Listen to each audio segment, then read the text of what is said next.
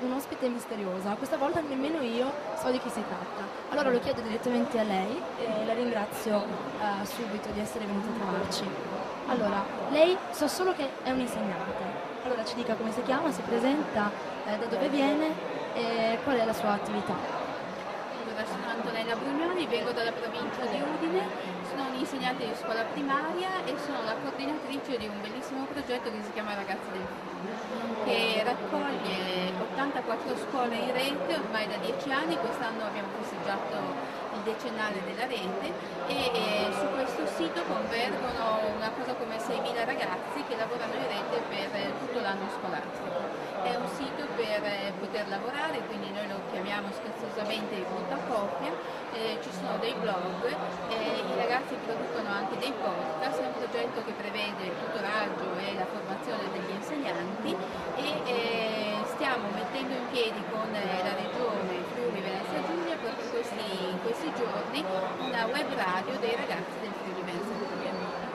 Mi sembra un progetto veramente meritevole e che soprattutto mi permette di toccare un tema cruciale che riguarda il Consiglio regionale e l'Expo Scuola, cioè internet e i ragazzi, il rapporto che c'è tra le nuove tecnologie e il mondo dell'educazione e della formazione. I democracy quindi, nuova tecnologia e democrazia. Come questi due temi possono intersecarsi, come interagiscono, come si può arrivare ad aumentare la democrazia attraverso l'educazione e la formazione alle nuove tecnologie. Allora, che cosa ne pensa? E sicuramente lei ne è già un esempio, perché con questo progetto concreto di messa in rete di questo sito e di scuola dove i ragazzi possono dire la loro, penso che siate già un passo avanti, siete all'avanguardia rispetto alle altre scuole dell'Italia.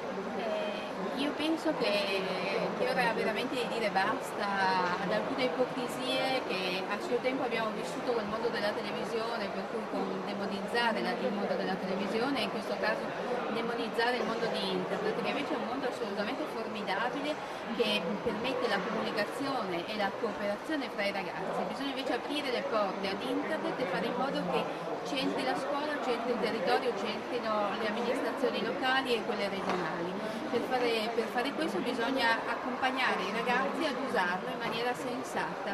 Io porto solo questa testimonianza: il nostro sito ha una media di un centinaio di messaggi al giorno che vengono continuamente controllati dagli insegnanti. Abbiamo scelto di non mettere una password perché vuol dire che siamo assolutamente liberi e aperti e tutto può succedere, ma io posso testimoniare a oggi qui che in 10 anni non è mai successo niente, proprio perché i ragazzi lo considerano casa loro e quindi lo tengono pulito, a posto, con i fiori sul tavolo. Quindi oltre all'informazione e diciamo, all'insegnamento delle competenze per utilizzare lo strumento, lei mi sta dicendo anche che insegnate un uso, un utilizzo positivo, non demonizzate questo mezzo che, essendo molto potente, ha anche, come ben sappiamo, svantaggi e zone d'ombra. In questo senso i ragazzi hanno già un'idea di quanto possa essere utile, di quanto possa essere veramente positivo questo mezzo? Noi lavoriamo da alcuni anni sulle 8 competenze licenziate dalla Commissione europea che si è riunita a Lisbona, in modo a parlare in particolare su imparare ad imparare, consapevolezza culturale, spirito di iniziativa e imprenditorialità. Per cui piuttosto che dire che noi insegniamo delle cose, noi le usiamo assieme a loro e facciamo in modo che questo sia un percorso che entra proprio nel cuore dei ragazzi, che riescono a comprendere che strumento è, che cosa ci si può fare, e le cose che loro fanno sono assolutamente straordinarie e io penso che noi adulti abbiamo tutto da imparare da loro. La ringrazio per la sua opinione e gli auguro buon lavoro e buona continuazione con questo bellissimo progetto. Grazie.